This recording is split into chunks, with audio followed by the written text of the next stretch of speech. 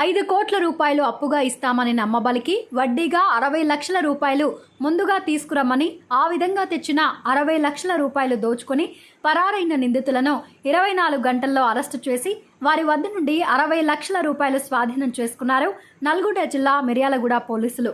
వివరాల్లోకి వెళితే హైదరాబాద్కు చెందిన మహమ్మద్ అబ్దుల్ సమీరా నిజామాబాద్లో రియల్ ఎస్టేట్ వ్యాపారంకు సంబంధించి అత్యవసరంగా 5 కోట్ల రూపాయలు అవసరమై శ్రీకాంత్ అనే మధ్యవర్తి ద్వారా మిర్యాలగూడ పట్టణం గాంధీనగర్కు చెందిన కండేల గణేష్ మరియు మల్లికార్జున్లను సంప్రదించగా వారు 5 కోట్ల రూపాయలు అప్పుగా సమకూర్చడానికి ఒప్పందం చేసుకుని ముందుగా జూలై 31న అబ్దుల్ సమీర్ను నమ్మించడానికి 90 లక్షల రూపాయలు ఇచ్చి వారి వద్ద నుండి బ్యాంక్ చెక్లు, ప్రామిసరీ నోట్లు, ఇంటి కాగితాలు తీసుకున్నారు.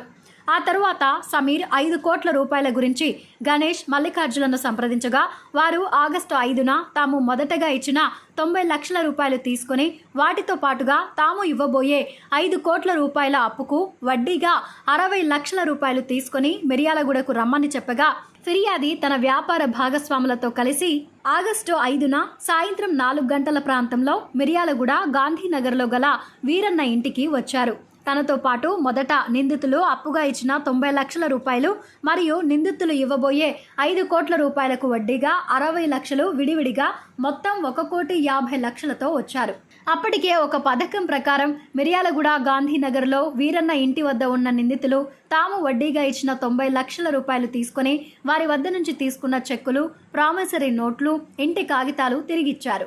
ఆ తర్వాత మహమ్మద్ అబ్దుల్ సమీరా అతని స్నేహితులు తమకు అప్పుగా ఇస్తానన్న 5 కోట్ల రూపాయల గురించి అడగగా నిందితులు మహమ్మద్ అబ్దుల్ సమీరాను 5 కోట్లకు ముందుగా వడ్డీగా తీసుకొచ్చిన 60 లక్షలు చూపించమని కోరగా మహమ్మద్ అబ్దుల్ సమీరా అతని స్నేహితులు వారు వడ్డీగా తెచ్చిన 60 లక్షల రూపాయలు చూపించగా హఠాత్తుగా నిందితులు కండేల గణేష్, మల్లికార్జున్, విజయ్, రాజులు మిగతా వారితో కలిసి వారిపై దాడి చేసి వారిని కొట్టి వారి వద్ద 60 లక్షల రూపాయలు గల బ్యాగు దోచుకుని పారిపోయారు. సమీరా అతని స్నేహితులు తేరుకొని నిందితులను వెంబడించే ప్రయత్నం చేయగా రాళ్లతో దాడి చేసి పారిపోయారు.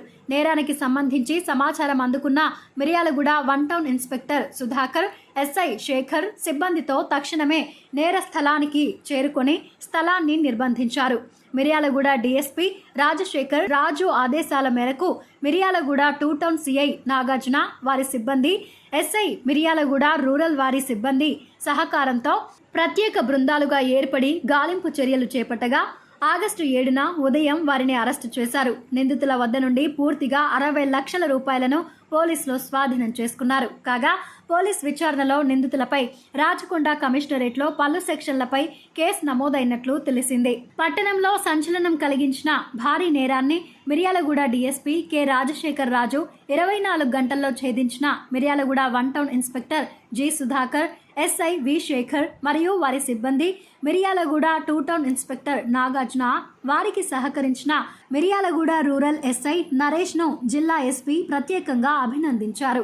1 టౌన్ పోలీస్ స్టేషన్ లిమిట్స్ లో మన crime number 224/24 under section 309(4) BNSS robbery కింద ఒక ఎఫ్ఐఆర్ రిజిస్టర్ అయింది. ఇందులో మనకి విక్టిమ్ మహమ్మద్ అబ్దుల్ సమీరా అని చెప్పేసి ఇతను నిజామాబాద్ నుంచి హైదరాబాద్ రియల్ ఎస్టేట్ బిజినెస్ చేసుకుంటాడు. ఇతనికి ఎమర్జెన్సీగా అర్జెంటుగా డబ్బులు అవసరం ఉన్నాయని చెప్పేసి ఒక మధ్యవర్తి విజయ్ అనే మధ్యవర్తిని కలిసిన తర్వాత ఈ విజయ్ నేను మీకు ఇమీడియట్గా ఒక 5 crores వరకు నేను ఇప్పిస్తా అని చెప్పేసి నమ్మిస్తాను.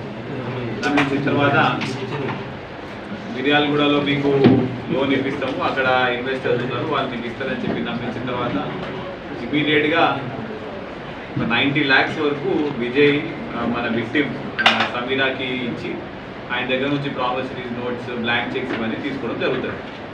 అయితే తీసుకున్న తర్వాత ఈ 5 crores-కి 60 lakhs వరకు ఇంట్రెస్ట్ కూడా మీరు ఇవ్వాల్సి వస్తుంది. నాకు ఇంట్రెస్ట్ అమౌంట్ అనేది ముందే ఇవ్వాలి మీరు అని చెప్పేసి మాట్లాడిన తర్వాత 90 lakhs ఇచ్చిన తర్వాత మళ్ళీ ఇమీడియట్గా 3 daysలోనే మీ 90 lakhs మేము ఇచ్చిన 90 lakhs ప్లస్ ఈ 60 lakhs అంటే మొత్తం 1.5 crores మీరు మళ్ళీ రిటర్న్ తీసుకొని రండి, మాకు ఇంట్రెస్ట్ ఇవ్వండి, మేము దాని తర్వాత మీకు 5 crores ఇస్తామని చెప్పి నమ్మిస్తాం.